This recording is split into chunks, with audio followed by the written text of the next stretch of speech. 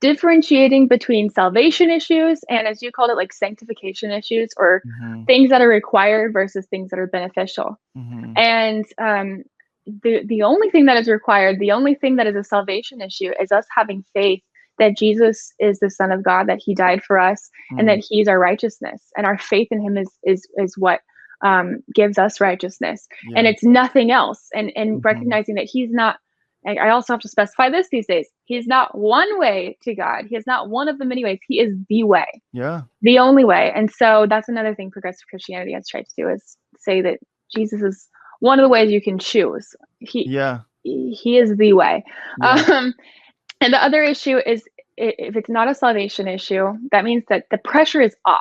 So I'm not judgmental about someone else who's not partaking in something that I see as a sanctification thing based off my reading of scripture. But I'm pursuing that, and I'm saying, Lord, how my response to my faith in Jesus makes me want to take action. It talks about that in Acts, that it is because of our faith that we want to take action. Abraham became circumcised after he had faith in God, as a sign to God, as a physical sign to God, that he believed that God was who he said he was, and that he was going to do what he said he was going to do. Yeah. And so that faith, that gift that God has given us, we can freely receive it and do nothing. That is a way that you can live. Yeah. But it should bring us to something. It should bring us to action and make us want to do something. And so when we're reading through scripture, that helps me when I'm looking at things like when we're talking about the LGBTQ community. How can I reconcile that I love my friends who are a part of this community, and that I see God's love for them and his heart for them, and I see that many of them really love God? How can I reconcile this with the fact that I don't believe this is okay, and I believe that this is sin? And if I look at, and I understand that me having this position does not mean that I don't love someone. Right. For any of these things, if someone has had an abortion, or a man has kind of pushed his partner to that point, how can I look at them and not be judgmental? Again, it's because of true compassion that I can look and say, God's heart towards them is love. God's heart towards them is redemption. God's heart towards them is not judgment. He wants to heal hearts. He doesn't just want correct behavior, but he wants restored hearts. And so that's what I remember when I'm interacting with people who don't have the same convictions as me, whether it be as like something extreme or just something minor, is like, how is God looking at them? And also, how is he looking at me? Because I'm for sure not getting everything right. I'm for sure going to misinterpret some of scripture. I'm for sure going to miss the mark on some things. Yep.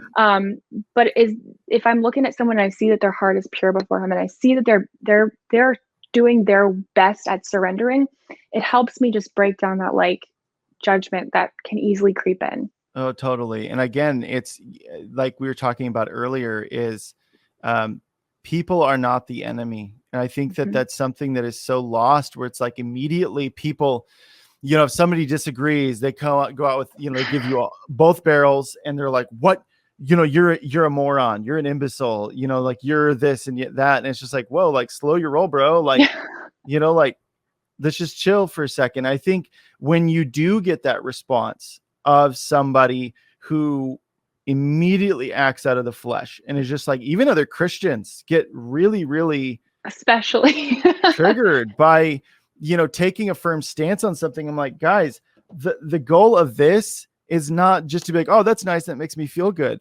Like, it very clearly states, be holy as the Lord your God is holy. Like, it's not like that. That's a painful process, because we're having to die to the flesh. That's not don't get me wrong. Like, knowing God, the alternative is the worst. Like, I've lived it, it's not always this joyous thing. Sometimes it's like dealing with the flesh is a painful process. And I know that for me, when I got sucked into that whole progressive thing, or at least I felt the pull into it. I wouldn't say full on went into it, but one thing I noticed is it is that compassion. But one thing I've noticed with, the Marxist ideology, the socialist ideology, it's compassion gone mad, where it's just like, we want to take care of everybody. We need to take care of everybody. And it's like, if you don't, then you're the worst, and you need to.